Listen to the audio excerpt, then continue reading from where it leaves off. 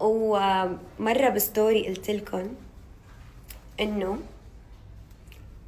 هي رح تصير مليانة جوائز.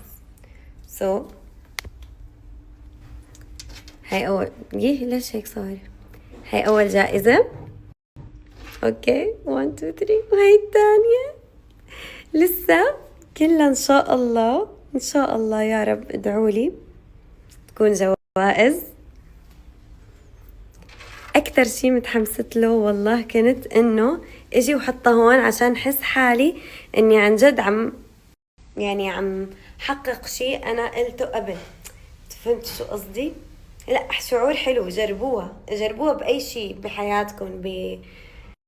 كتير يعني بعقلكم الباطني رح خلص إنه ما بعرف كيف أشرح لكم إياها، بس أنا كتير فرحت لما قلت هي بدي أعبيها جوائز وعم شوفها عم تتعبى. فهمتوا؟